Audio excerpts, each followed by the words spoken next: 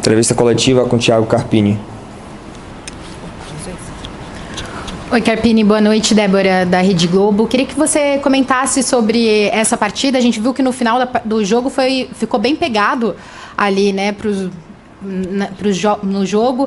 E eu queria que você falasse, já projetando a próxima partida, que é contra o Vasco, dentro de casa, e a sua escolha pelo Caio Paulista no time titular. Caio Vinícius. Bom, boa noite. Acho que nós pagamos pelo nosso primeiro tempo, não foi um primeiro tempo bom, nós não competimos da maneira que vínhamos competindo, né, não só nesse retorno, mas em alguns jogos que a gente vem numa constante evolução, então nós pagamos por esse primeiro tempo. No segundo tempo, acho que as mexidas surtiram efeito, a equipe melhorou um pouco, conseguiu controlar um pouquinho mais o jogo, diminuiu o ímpeto do São Paulo, mas com pouco volume, né? Volume ofensivo. Nós criamos ali 3 ou 4 chances de gols, mas também o São Paulo não criou muito, mas foi efetivo nessas oportunidades criadas. A gente sabe que esse tipo de adversário nós não podemos errar da maneira que a gente vem errando, que custa o ponto, custa o jogo, custa esse resultado ruim. Mas enfim, nós sabemos que aqui não era o nosso campeonato, claro que nós viemos para beliscar uma pontuação, né, melhorar e seguir a nossa retomada dentro da competição, mas é um outro campeonato. Nosso campeonato é domingo em casa contra o Vasco, um adversário mais próximo dessa briga na parte de baixo da tabela. Depois nós temos uma sequência de confrontos diretos com o Atlético e Juventude, e são esses jogos que a gente precisa nos prepararmos ainda melhor, ajustar os defeitos, ajustar os erros, né, os erros que nós vem sendo alguns até de certa forma recorrente. É seguir trabalhando, dando muita confiança ao grupo que tem tentado fazer aquilo que é proposto, e eu acho que hoje, para resumir isso tudo, nós pagamos pelo primeiro tempo. Carpini aqui, tudo bem? Kaique Silva da Rádio Transamérica. Queria que você falasse primeiro sobre esse reencontro com o São Paulo, na casa do São Paulo, onde recentemente você esteve, e também do grande número de torcedores presentes do Vitória aqui no Morumbi, e o quanto isso ajuda e motiva vocês também dentro do vestiário para poder tentar reverter a situação complicada na tabela. Sim. O torcedor nosso ele é sempre muito participativo, não só nos jogos em casa, mas dificilmente a gente faz um jogo fora de casa e não tem um bom público, né? Então a gente enaltece os que estiveram aqui, nos apoiaram, nos incentivaram. Em relação a voltar ao Morumbi, a sensação sempre boa, né? Lembrar coisas boas que eu vivi aqui, outras não tão boas, que faz parte da nossa trajetória, da carreira, do processo, mas reencontrar amigos, esse grupo de atletas muito trabalhadores, muito homens, pessoas que fazem o futebol do São Paulo, o torcedor, o Morumbi, toda essa atmosfera, acho que foi bem bacana. Claro que nós queríamos vir aqui e estar no final de partida num discurso diferente, num tom diferente, mas, como eu disse, né, nosso campeonato, a gente sabe o nosso tamanho dentro da competição e qual que é o nosso campeonato. O campeonato de retomada e recuperação, os momentos de vitória e momentos melhores que nós tivemos nessa retomada, a gente nunca falou algo diferente, né? Então a gente sabe que nós precisamos seguir evoluindo e a nossa briga vai ser até o final, nessa parte de baixo da tabela, e eu tenho muita confiança no meu grupo que a gente vai, já no domingo, reverter esse resultado, esse lado negativo de hoje e dar uma resposta positiva. Carpini, Felipe da Rádio Bandeirantes. Hoje o Vitória está na zona de rebaixamento, né? 22 pontos, mesma pontuação do Corinthians. E ali na parte de baixo da tabela a gente observa Corinthians, Fluminense, Grêmio, próprio Internacional, grandes equipes com muito mais orçamento que o Vitória, lutando ali na mesma condição. Queria que você falasse sobre essa briga pelo rebaixamento. Acredita que algum grande pode ser rebaixado nessa temporada? O Vitória, o objetivo é, claro, escapar dessa zona da degola? É difícil a gente fazer essas previsões, né? Claro que internamente a gente fala, discute muito sobre isso, mas acho que a nossa preocupação é fazer o nosso melhor, é preocupar com o nosso trabalho, com a pontuação que nós precisamos atingir, independente das equipes que estão nessa circunstância. Eu colocaria também em Cuiabá, Atlético, Criciúma, equipes que estão próximas ali, não só os grandes, né, como Fluminense, Grêmio e Corinthians.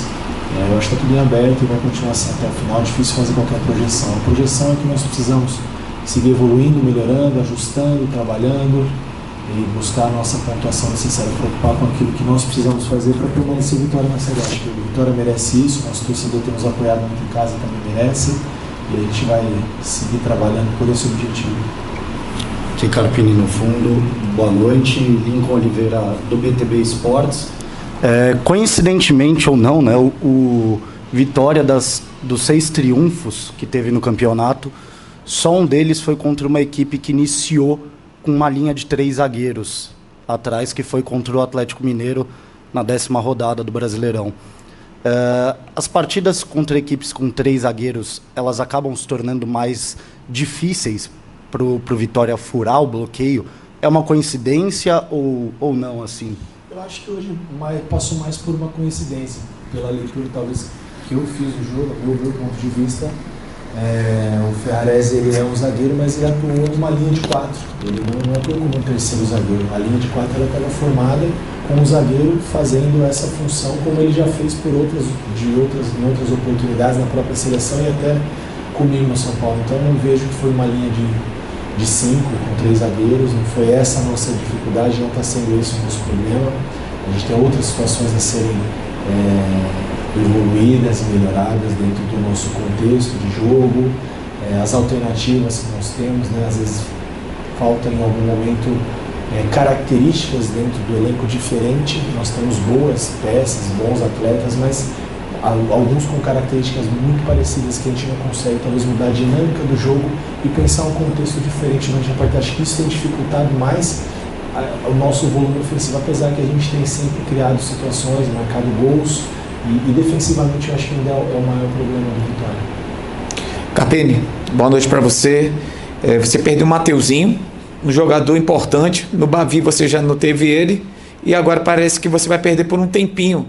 Eu tendo a oportunidade de ver, ele disse que deu uma puxada ali na posterior da coxa direita. Queria saber o que isso pode lhe prejudicar, se você já tem até um aval, um pré-aval ali da informação de Mateuzinho dos médicos.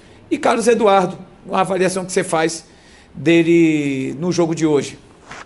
Bom, o Mateuzinho a gente precisa esperar, avaliar, né? Vamos fazer o exame de imagem. Acho que tudo que a gente fala agora é no achismo, é muito precoce, não vai ser nada de uma convicção. Então, claro que ele faz falta, como eu disse na pergunta anterior, é uma característica que nós não temos uma reposição no elenco. Nós temos o Giamota que faz a função, mas foge da característica do Mateuzinho, é um cara mais de jogar por trás da bola, de circulação, não um cara tão agudo, agressivo como o Matheus, que tem vivido um excelente momento esse ano no Vitória. Então nós vamos primeiro entender o que aconteceu e pensar o próximo passo, pensar se houver a necessidade do substituto, o que nós temos de melhor para o jogo do Vasco, em cima também do nosso adversário, que a gente procura sempre fazer esse estudo e ter essa análise. Em relação ao Carlos, vem evoluindo, né? Foi um cara que chegou e teve um tempinho para se preparar, acho que isso ajudou, principalmente ele e o Hiller. Você vê que o Machado em alguns momentos sofre um pouquinho mais, mas ele vem evoluindo, vem agradando. Claro que ainda aquém do que ele mesmo espera, nas conversas que nós temos no dia a dia, ele sabe o potencial que ele tem, tudo que ele pode nos ajudar, mas vem sofrendo agora com a falta de jogo. Acho que fisicamente ele chegou em um bom momento e agora é jogo, é oportunidade, é minutagem, é participar da situação mais real ali, cada oportunidade que ele tiver, para ele poder nos ajudar ainda mais. Eu acredito muito nesse atleta, entrou bem, assim como o Zé, o próprio Edu, que mais uma vez entrou, seguro. Acho que a gente tem coisas boas também a serem ressaltadas. Vinícius Espínola, Metrópole FM. Por que você não usou no início da partida o zagueiro de função Edu em vez do Caio Vinícius? É uma opção, é uma escolha minha. Em outros momentos nós fizemos isso e funcionou muito bem, Internacional, Atlético Mineiro. E no meu entendimento nós teríamos um jogo como foi principalmente o segundo tempo, um jogo de muita circulação de bola, um jogo com uma linha um pouquinho mais alta.